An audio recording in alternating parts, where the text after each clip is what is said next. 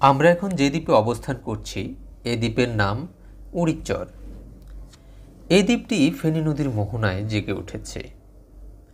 দ্বীপের সম্পূর্ণ অংশ একসময় সন্দ্বীপের অংশ ছিল।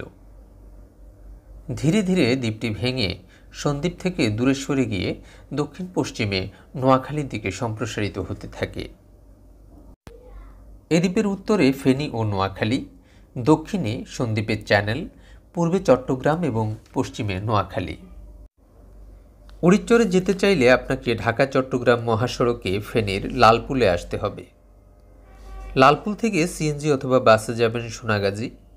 ভাড়া নেবে 30 থেকে 40 টাকা করে। সোনাগাজী থেকে যেতে হবে মুসাপুর।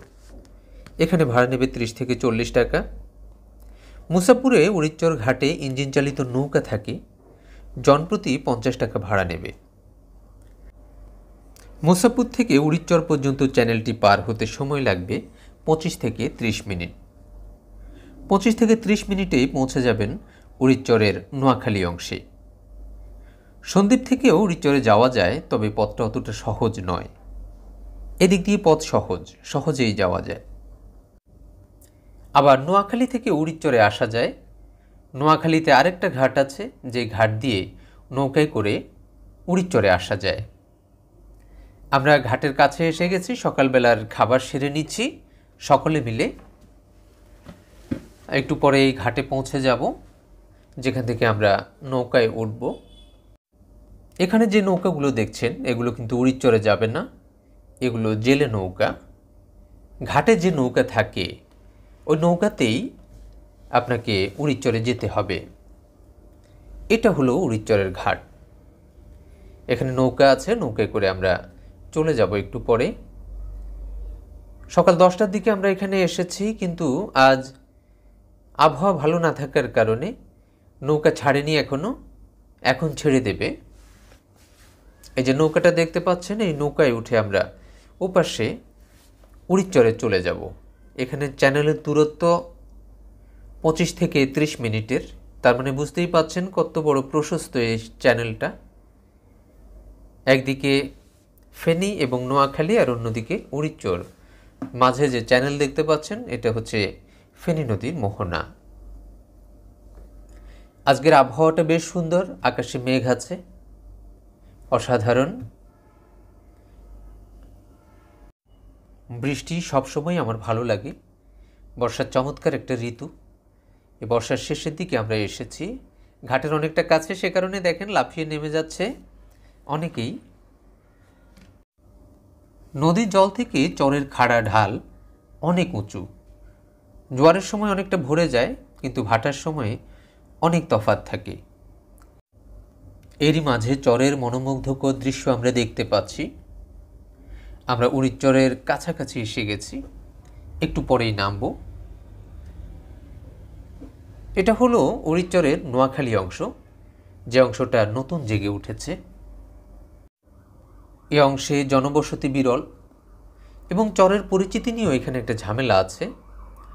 ইউসুফ স্যার বেশ প্রাণোচ্ছল উচ্ছ্বাস প্রকাশ করছেন, উনি খুব আনন্দিত আমরা এসে পৌঁছে গেছি।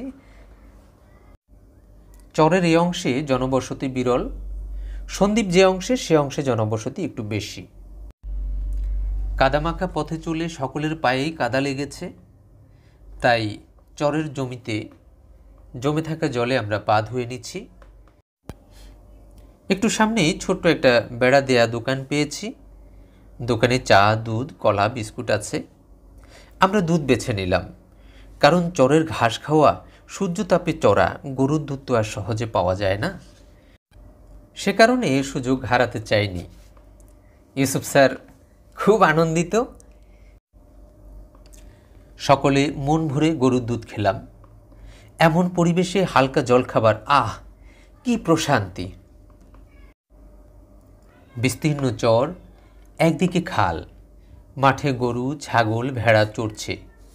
জলাশয়ে খরশুলা মাছ মাথা তুলে চলছে। এ যেন এক স্বর্গীয় পরিবেশ। চারদিকে নীরবতা, মাঝে মাঝে খড় বা টিনের চালার দু একটা কৃষকের বিশ্রামের ঘর দেখা যাচ্ছে। আকাশে মেঘ, যে কোনো সময় বৃষ্টি আসতে পারে। কাদা ভরা পথে চলেছি আমরা, বৃষ্টির আভাস, ফোঁটা ফোঁটা বৃষ্টি পড়ছে। আমরা আশ্রয় খুঁজছি, এখানে একটা টিনের চালা পেয়ে গেলাম, এখানে আশ্রয় নিলাম হালকা বৃষ্টিতে।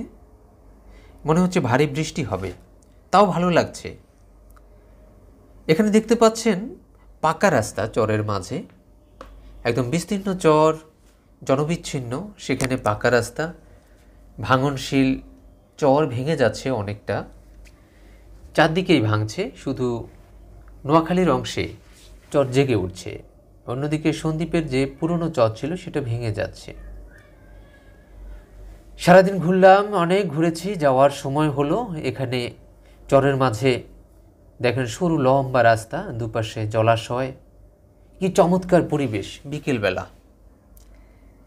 স্যার বলছেন আসতে চাচ্ছেন না স্যার, স্যারের মন বলছে এই চরে 2-1 দিন থেকে যায়। আহ, কি প্রশান্তি!